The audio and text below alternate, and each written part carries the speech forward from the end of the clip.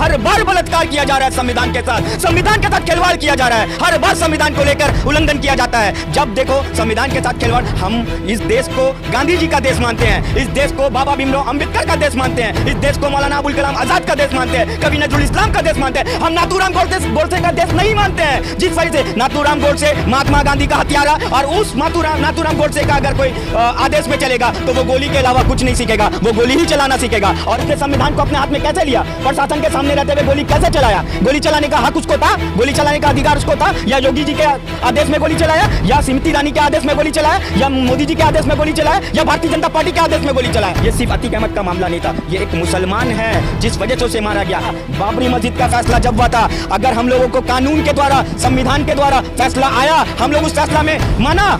हम लोग चाहे वो सही फैसला हो चाहे गलत फैसला हो, उस फैसलों को भी हमने स्वीकार किया है, क्योंकि हमारा संविधान के द्वारा वो फैसला आया, चाहे वो गलत फैसला हो चाहे सही फैसला, क्योंकि हम संविधान को इज्जत करते हैं। योगी जी का बुलडोजर अभी किसी सेफ जोन में चला गया है। योगी जी ने उस बुलडोजर को उठा के किसी सेफ जोन में रख दिया है। जब कोई मतलब कि धार्मिक मामला हो, चाहे हिंदू मुस्लिम का किसी मामला हो, चाहे किसी तरह का कोई घटना हो, तो वो बुलडोजर मुसलमानों के घर पर चलाने के लिए योगी जी का वो बुलडोजर अपने सेफ जोन से लेकर कर जाएगा और मुसलमानों के घर पर चल जाएगा।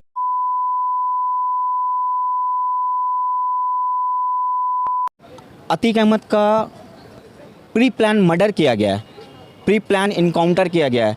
जिस बंदे ने गोली चलाया है वो बंदा स्मृति ईरानी के प्राइवेट मीटिंग में देखा जाता है। इसका मतलब वो भारतीय जनता पार्टी से जुड़ा हुआ है। आज जब उसको अरेस्ट किया गया है, अरेस्ट करने के बाद पता चलता है कि वो बहुत गरीब घर का लड़का है। अगर वो गरीब घर का लड़का है तो 7 लाख का आर्म्स उसके हाथ में कैसे आया? उसको दिया कैसे गया?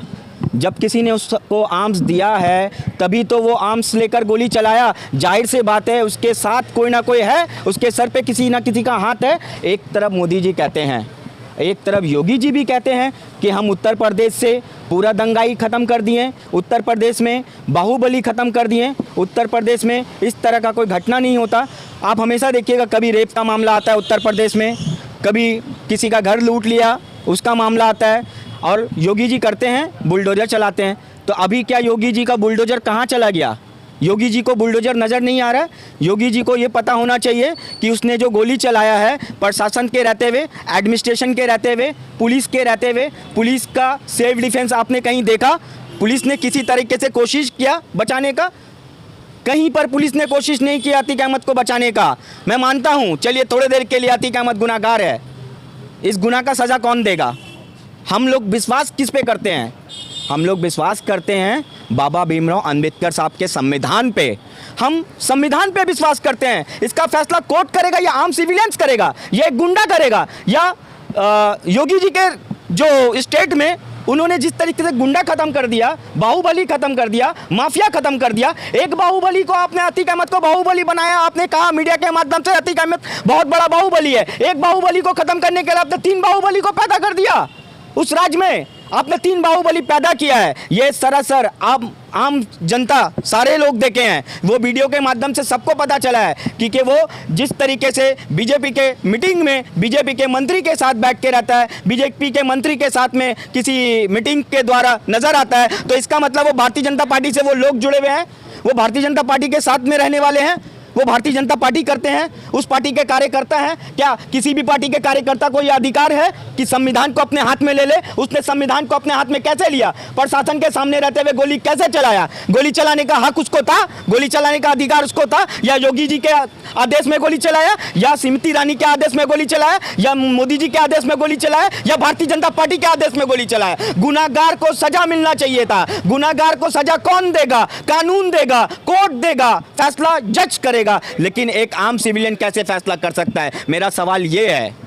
यूपी के सरजमी से माफिया कम हो गया। मोदी जी ने कहा था कि माफिया हम खत्म कर देंगे। अगर एक माफिया को खत्म करने के लिए 3 माफिया को आप पैदा करते हैं तो ऐसा देश नहीं चाहिए जिसका संविधान का बलात्कार हो रहा है। हर बार बलात्कार किया जा रहा है संविधान के साथ खिलवाड़ किया जा रहा है। हर बार संविधान को लेकर उल्लंघन किया जाता है। जब देखो संविधान के साथ खिलवाड़। हम इस देश को गांधी जी का देश मानते हैं, इस देश को बाबा भीमराव अंबेडकर का देश मानते हैं, इस देश को मौलाना अबुल कलाम आजाद आज़ाद का देश मानते हैं, कभी नजरुल इस्लाम का देश मानते हैं। हम नाथूराम गोडसे का देश नहीं मानते हैं, जिस वजह से नाथूराम गोडसे महात्मा गांधी का हत्यारा, और उस नाथूराम गोडसे का अगर कोई आदेश में चलेगा तो वो गोली के अलावा कुछ नहीं सीखेगा, वो गोली ही चलाना सीखेगा। और हम महात्मा गांधी का आदेश, नेता सुभाष चंद्र बोस का आदेश में चलने वाले हैं, हम भारत का संविधान को मानने वाले हैं, हम उस देश को मानते हैं। जिस वजह से आज हम भी कहते हैं कि अतीक अहमद अगर गुनहगार है तो उसको सजा कानून देगा। एक आम सिविलियंस का हक नहीं है कि आम सिविलियंस अतीक अहमद को गोली मारे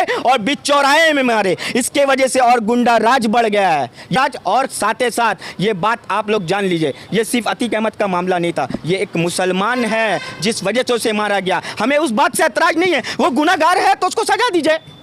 अतीक अहमद बाथरूम जा रहा है, अतीक अहमद कहाँ पर गाड़ी रुका है, अतीक अहमद कब पेशाब करने जाएगा, इतना मीडिया को क्या मज़ा मिल गया। एक आप अगर वो गुनहगार है, अगर वो गुनहगार है, अगर वो माफिया है, वो हत्यारा है, अगर कुछ भी है तो उसका फैसला कानून करेगा। तो उसका फैसला को कानून करने का, कानून का तो इसलिए कानून के पास हम लोग जाते हैं, या कोई मामला होता है हम लोग दर्ज करते हैं थाने में, थाने से हम लोग कोर्ट जाते हैं। अगर कोर्ट से मामला हाई कोर्ट से नहीं होता है, हम लोग सुप्रीम कोर्ट जाते हैं। तो हम लोग मामला को कानून के द्वारा, संविधान के द्वारा हम लोग चाहते हैं कि हम लोग संविधान के द्वारा, बाबरी मस्जिद का फैसला जब हुआ था, अगर हम लोगों को कानून के द्वारा, संविधान के द्वारा फैसला आया, हम लोग उस फैसला में माना।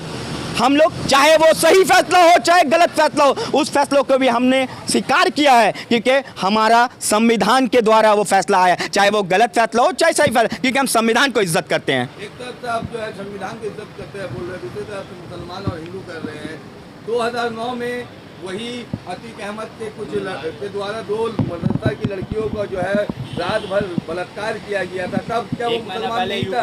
आज एक मुसलमान मर गया तो उसमें जो है आप लोग का इतना प्रॉब्लम क्या होगा? देखिए, मुसलमान मरा है चाहे हिंदू मरे, प्रॉब्लम उस बात से नहीं है, क्योंकि हम सेकुलर हैं, हमको सेकुलर का पहचान देना नहीं पड़ेगा, क्योंकि by choice of I am Indian, क्योंकि हमने हिंदुस्तान को खुद कबूल किया है।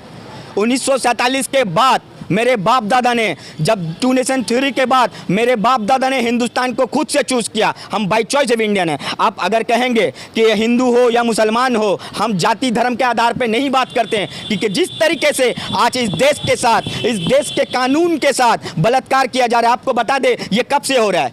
ये हो रहा है सिर्फ 2014 के बाद से। और वो भी बता दूंगा हम आपको किस वजह से हो रहा है। 2014 के बाद भारतीय जनता, मोदी जी के गलत नीतियों के कारण ये देश बर्बादी के कगार में खड़ा हो चुका है। मोदी जी के, ये साफ साफ दिख रहा है, मोदी जी के गलत नीतियों के कारण ये देश बर्बादी के कगार में खड़ा हो चुका है, और इस तरीके से बर्बादी के कगार में खड़ा हो चुका है कि ये देश अब बर्बाद होने के एकदम खत्म पे है। मुसलमानों का ये भी कहना है कि हिंदुस्तान में मुसलमान सबसे ज़्यादा सेफ है, बल्कि दूसरे कंट्री में जहाँ पे मुसलमानों की तादाद ज़्यादा है, या गल्फ कंट्री अब मैं बोल सकता हूँ कि वहाँ पे चोरी का सज़ा मौत होता है, रेप का सज़ा बहुत गंदा होता है। उस हिसाब से तो हिंदुस्तान में तो उस तरह का जो मुसलमानों पर सज़ा ही नहीं। सुनिए, सबसे पहली बात, हम दूसरे मुल्क से अपने मुल्क का तुलना नहीं करेंगे। हमारा मुल्क पूरे वर्ल्ड में 1 नंबर मुल्क था, और हम हिंदुस्तानी हैं, हमें गर्व है कि हम हिंदुस्तानी हैं। अगर किसी और मुल्क का अगर कानून का बात करेंगे तो हमारा मुल्क का कानून बहुत अच्छा कानून है, हमारा मुल्क का संविधान बहुत अच्छा संविधान है, और उसी संविधान को लेकर हम चलते हैं, और उसी संविधान को हम मानते हैं, और उसी संविधान पे विश्वास करते हैं। जिस वजह से मैं आपको कहना चाहूँगा, हम दूसरे मुल्क का कानून को हम नहीं मानते, हम अपने मुल्क को देखने जाएंगे, और हमारा मुल्क का कानून को हम पसंद करते हैं, और हमारा मुल्क का कानून हमारा अमन और शांति का कानून है। देखिए, हम हत्यारे का खिलाफ हैं। अगर किसी भी इंसान का, किसी भी व्यक्ति का अगर हत्या किया जाता है, हम उसके खिलाफ आज नहीं, कल नहीं, हमेशा से रहते हैं, क्योंकि गलत गलत है और सही सही है। गलत सही का फैसला कानून ही करेगा, हम तो नहीं कर सकते। क्योंकि अगर उमेश पाल का हत्या हुआ तो उस वक्त भी उसको सज़ा मिलना चाहिए था, और जो सज़ा आज मिलने वाला था वो सज़ा उस वक्त क्यों नहीं? ये तो कानून का फैसला था, क्योंकि जो कंप्लेन के द्वारा, आप पुलिस के द्वारा, प्रशासन को एक्टिव होना चाहिए था, उत्तर प्रदेश का एडमिनिस्ट्रेशन को एक्टिव होना चाहिए। ये तो सारा सर एडमिनिस्ट्रेशन की गलती है कि अगर उमेश पाल का हत्या हुआ, अगर अतीक अहमद के लोगों ने किया है, अतीक अहमद के लोग ने किया है उमेश पाल का हत्या, तो उस वक्त उमेश पाल के लोगों को हत्या करने वाले लोगों को अरेस्ट करना चाहिए था, और अरेस्ट करके उस वक्त में उसका जांच करना चाहिए, जांच कमेटी बैठाना चाहिए था। आपको मालूम होना चाहिए कि उस एडमिनिस्ट्रेशन का गलती है कि एडमिनिस्ट्रेशन अगर भूल करता है तो सजा एडमिनिस्ट्रेशन को भी देना चाहिए। मैं योगी जी को ये बात कहना चाहता हूं को योगी जी आज जिस तरीके से उत्तर प्रदेश का कानून की बात करते हैं ना, एडमिनिस्ट्रेशन की बात करते हैं दूसरे स्टेट को लेकर, मैं कहूंगा कि उत्तर प्रदेश में law and order Yogi ji का पूरा फेलियर है। क्योंकि इसलिए फेलियर है, आप देख लीजिए जिस तरीके से पुलिस के गाड़ी से उतरकर वो आ रहा है और जब कोर्ट में ले जाया जाता है तो उसके साथ में 100 पुलिस साथ में रहता है, और आज जब उनको एक चाहे मेडिकल का मामला हो या कोई भी मामला हो, और साथ ही साथ उसके 14 दिन का उनको टाइम दिया गया था, और खास करके जेल में कुछ लोग जो बड़े अधिकारी हैं वहाँ से साफ साफ स्टेटमेंट आया कि उसको इनकाउंटर कर दिया जाएगा। तो ये साफ सफा लोगों को दिख रहा है कि वो इनकाउंटर का ही मामला था, वो डायरेक्ट मर्डर का ही मामला था, ये साफ दिख रहा है। योगी जी का बुलडोजर अभी किसी सेफ जोन में चला गया है। योगी जी ने उस बुलडोजर को उठा के किसी सेफ जोन में रख दिया है। जब कोई मतलब कि धार्मिक मामला हो, चाहे हिंदू मुस्लिम का किसी मामला हो, चाहे किसी तरह का कोई घटना हो, तो वो बुलडोजर मुसलमानों के घर पे चलाने के लिए योगी जी का वो बुलडोजर अपने सेफ जोन से लेकर कर जाएगा और मुसलमानों के घर पे चल जाएगा। ठीक है, वो तो उसमें नाम आप तो देख रहे हैं कि जो हत्यारा है उसमें नाम किसका है, वो किस नाम का, और वो ऐसा नाम लेता है मर्डर करने के बाद कि जय श्री राम का। हमको तो इस बात का बहुत दुख है कि अगर मतलब कि एक राम का नाम मर्डर करने के बाद, राम का नाम कौन लेता है मर्डर करने के बाद? राम को बदनाम करने का एकदम साजिश है और राम को बदनाम कर रहे हैं। ये कौन कर सकता है? ये सिर्फ भारतीय जनता पार्टी ही कर सकती है, क्योंकि धर्म के राजनीति वही करती है, धर्म के आधार पे वोट वही लेती है।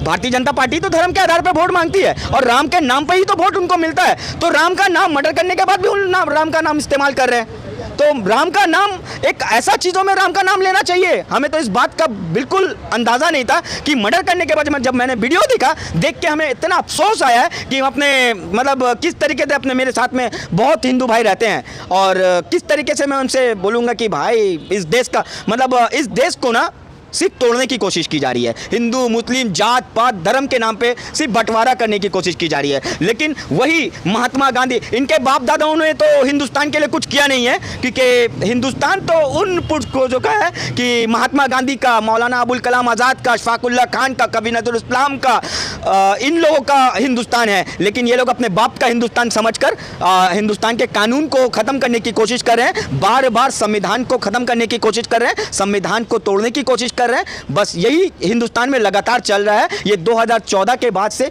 ऐसा होते हुए आ रहा है, और ये सारा चीज़ हो रहा है मोदी जी के गलत नीतियों के कारण। हमारा देश बर्बादी के कगार में खड़ा है।